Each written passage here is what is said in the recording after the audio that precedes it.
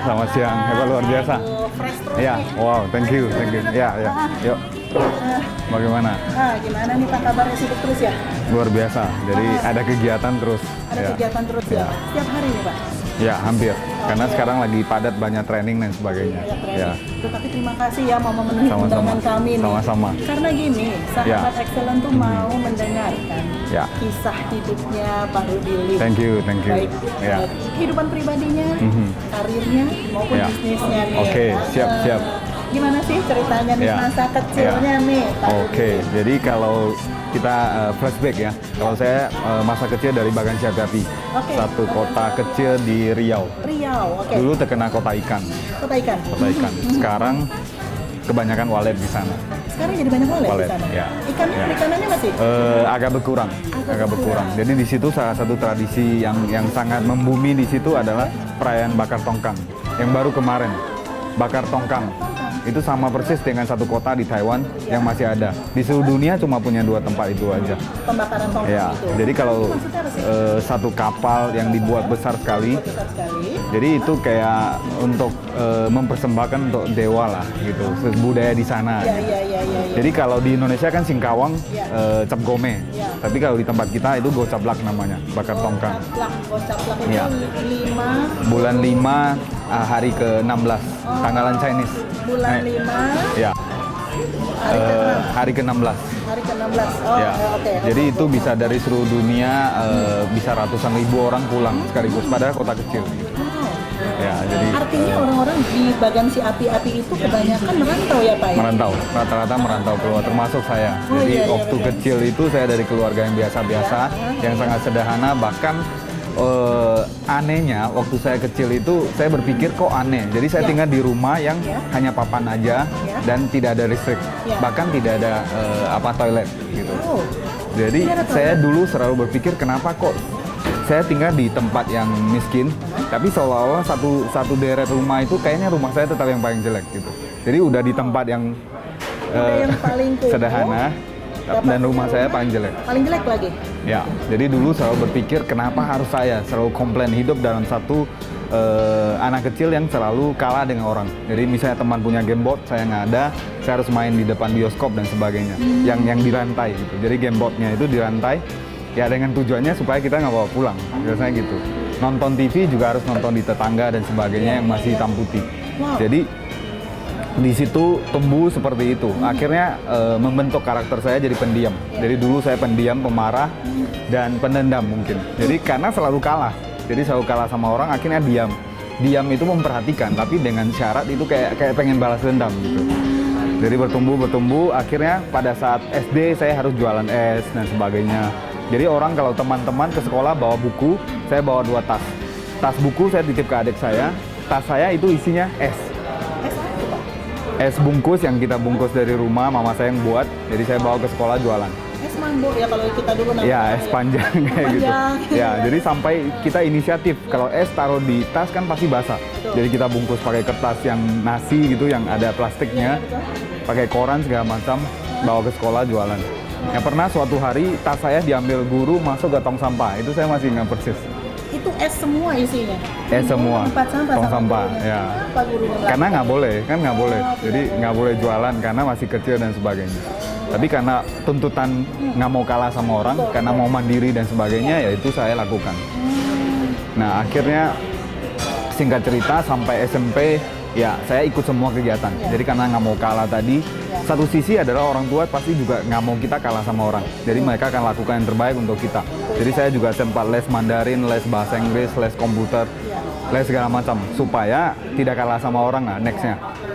Dan pada saat SMU, masuk ke SMU saya sempat latihan karate, ikut latihan karate.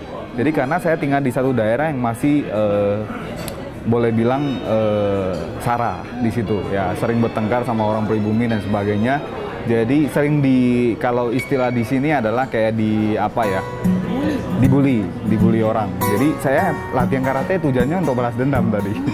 Nah ternyata bukan hanya untuk membela diri karena enggak, dulu nggak pikir seperti itu. Pikir karena kayaknya saya selalu kalah, Ya. mesti balas dendam. Ya, mesti balas dendam. Tapi masuk ke karate ternyata skenarionya semua berubah. Ya. Di situ kita belajar setiap mau mulai karate kan kita ada sumpah. Ya. Kesatria, jujur, bertanggung jawab gitu. Jadi malah skenarionya itu berubah karena karate itu ternyata harus kesatria. Jadi kesatria artinya kita punya ilmu, kita nggak boleh lawan yang nggak bisa.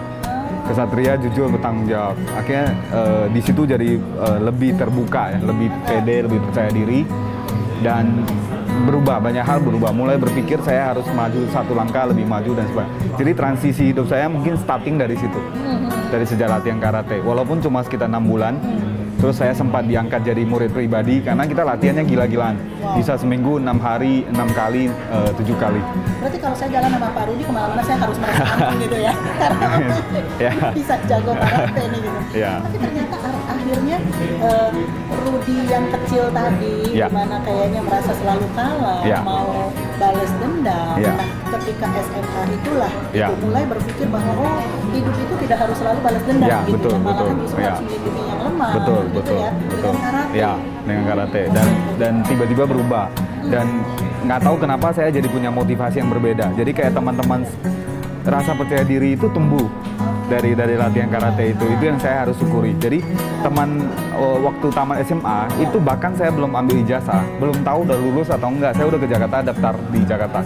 Jadi saya jadi orang pertama yang di sekolah saya yang keluar kota pertama kali, angkatan saya. Ketika lulus SMA, Ya. mendaftar ke Ke universitas. di Jakarta. Padahal belum ada pengumuman. Belum ada pengumuman. Tapi percaya diri Iya, udah langsung yakin. lulus nih. Ya. Oh, nilainya lumayan. Sudah langsung datang ke Jakarta karena merasa saya harus cepat-cepat nih. Jadi karena kalah terus kan. Jadi ketika sadar saya harus cepat gitu. Jadi langsung ke Jakarta. Teman-teman semua masih di daerah, saya udah ke Jakarta. Oke. Jadi Di Jakarta dari apa tuh? tinggal di Hasil rumah sekolah saudara. SD? Enggak juga. Jadi step kedua, tadi yang step pertama itu dari kecil seperti itu. Step kedua adalah waktu mau ke Jakarta, itu orang tua sebenarnya nggak bisa, nggak mampu. Oke. Apa Tapi yang saya bilang? ngotot karena waktu SMA itu apalagi pria ya, ngotot. Pokoknya saya mau ke Jakarta. Akhirnya mama saya tanpa saya tahu, sekarang baru saya tahu jual emas. Kan kalau orang daerah kan ada kalung, ada anting, itu semua dijual untuk saya. Jadi waktu itu angkanya 10 juta. Jadi saya dengan bangganya, dengan PD-nya itu bawa 10 juta itu pede sekali. Ya udah. Jadi mama saya kan kasih saya syarat, oke ini 10 juta bekal untuk ke Jakarta, tapi dengan syarat harus bisa bayar uang kuliah sendiri. Iya, oke. Nah karena anak daerah menganggap 10 juta itu besar sekali.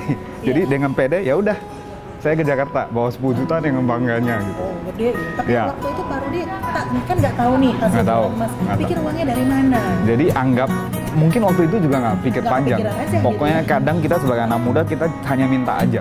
Itu kasus satu tamparan yang sekarang kita sadarkan. Kita nggak mau tahu orang tua dari mana. Pokoknya kita minta aja.